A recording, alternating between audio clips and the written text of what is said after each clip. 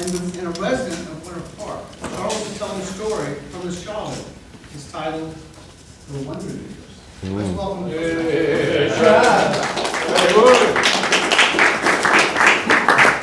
Good morning, Toastmasters. Good morning. My name is Charles Huckabee, and I'm recovering from my childhood. There were three key people growing up that pretty much defined my childhood. I grew up in a neighborhood, suburban America, small town. All the mothers stayed home. Every house on the block had kids, multiple kids. I'm the youngest of 5. All my best friends were somewhere of 3, 5, and up. 8, 10. So, my story, there's an alcoholic lawyer that loved to hot air balloon.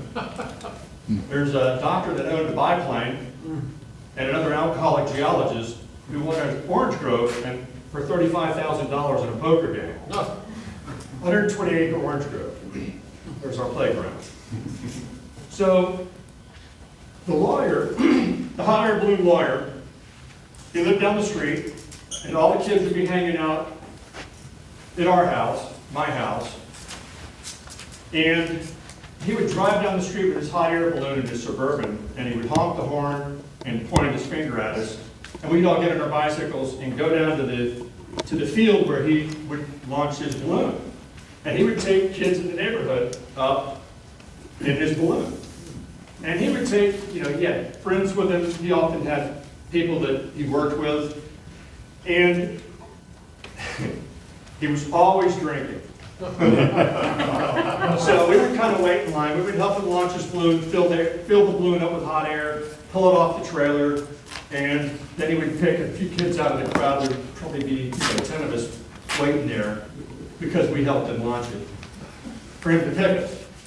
Anyway, myself and 3 or 4 other of my buddies were in the balloon one day, and he was pretty smashed.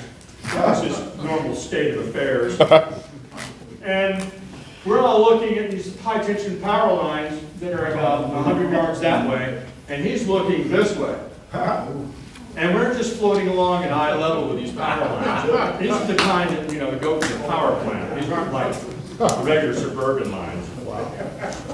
And he turns around and goes, "Oh, expletive!" And the balloon began to rise. And we came within about 10 feet of each other.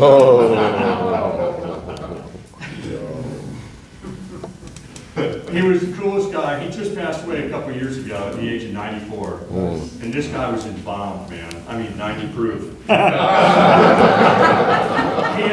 had 2 sons. I keep in touch with one of them. And it's like I've known these guys all my life. The doctor down the street had 5 kids. He owned a biplane, vintage World War I biplane. And he would also take kids up in the neighborhood in his plane. He kept it at a little airstrip about 10 miles outside of town. And he would take us all. He was a cool guy. This was like the Renaissance dude. He was an ex-military guy. He owned a little 2-seater Morgan English. He also had a bathtub Porsche. He built model airplanes. He had 5 kids. He had 2 daughters that were hot. So we hung out down at their house, Who's that? And so he would take kids from the neighborhood because we were all hanging out and we were interested in everything this guy did. He had cool cars. He built model airplanes. He knew how to shoot a pistol. He was a sharpshooter. And we would take our BB guns down there and say, "Shoot." And he would show us how to shoot. And this guy was just too cool. And then he had a plane. So he would take us to the airstrip, and we would all take rides in his plane, and he was a stunt pilot. Whoa. So he would take this biplane. It was a 2-seater. He was in the back. The passenger was in the front.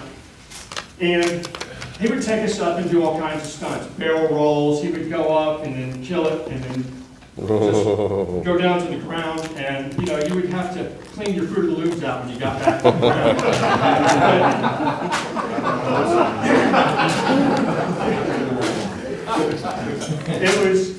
it was like there was a crew of kids that hung out together all the time. It seems like when, I was born in 1960, I'm not that old, but I was born in 1960. When I turned 10, about 7 or 8 kids in the neighborhood got mini bikes and dirt bikes and motorcycles.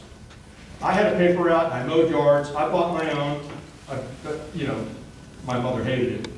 But my older brother had go-karts and mini bikes and motorcycles, so I grew up around all this stuff, so it was second nature.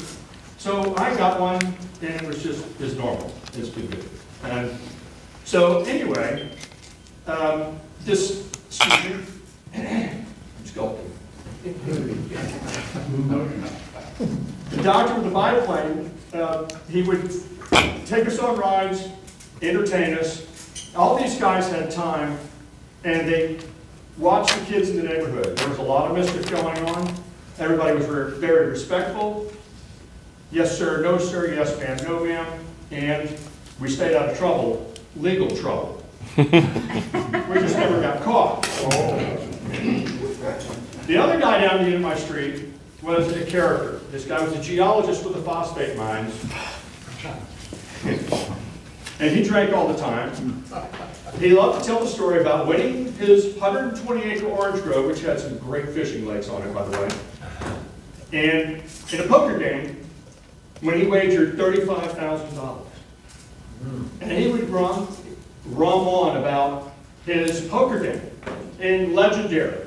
Well, in his orange grove, he kept a Chrysler New Yorker down at the grove. That was his grove car. He drove around to inspect his grove.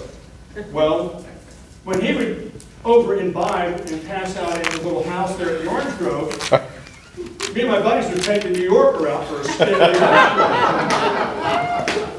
I learned how to drift in this car. I learned how to do donuts. I learned how to power brake and burn the tires and smoke them. This thing had a huge engine in it, and it was indestructible. We drove this thing around like a demolition derby. So,